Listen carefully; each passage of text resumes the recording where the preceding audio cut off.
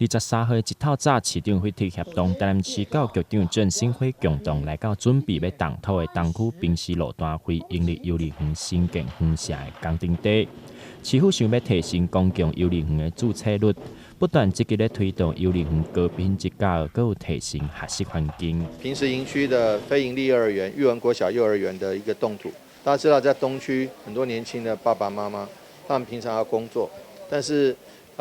孩子有这个到幼儿园的需求，不过因为坦白讲，因为可能是收费，可能是数量的这个因素，导致有时候有些爸爸妈妈并没有办法把他孩子送到幼儿园去。因此呢，我们特别排除万难，在争取中央经费的补助以及市府经费的挹注，希望能够多提供更多的这个教育机会给孩子。那对于孩子的受教权也是多一层保障，尤其是非营利幼儿园，它的收费都是3500块以下的。那我想说，对于家长的负担不会太重教育品质又可以维持，这是我们最重要的需求。非营利幼儿园准备要甲学校打造成高品质但收费公共化优质幼儿园，希望当带出新的风貌，提升公立幼儿园的品质。另外，育文国小的校长陈日宏表示，这摆目标建立安全、快乐、永续的绿色校园环境，采用生态绿建材，还有干全校袂用粉笔，还有白板笔来让幼儿的学生环境更健康、环保。加非营利，再加准公共幼儿园的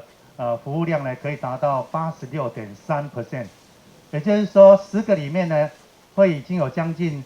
9位，他们的每个月负担呢，事实上是低于3500。那从今年的8月开始呢，又会再减500，就不会超过3000。所以每个月让孩子来就读幼儿园，如果都负担是在3000以下，我想对家长来讲是减轻蛮大的负担。那我们整个东区呢，也跟大家报告，在市长就任之前呢，只有10.7%，可是到去年呢，公幼加非营利再加准公共已经达到70.6%。第一个进来的就是太阳能，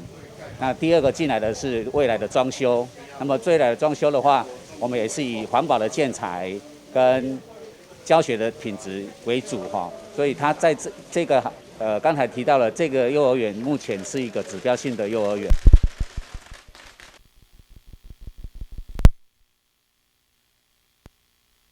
考试，那对于孩子来讲也没有粉笔灰，然后也没有所谓的白板笔的那个氯的问题挥发物质的问题，所以对孩子在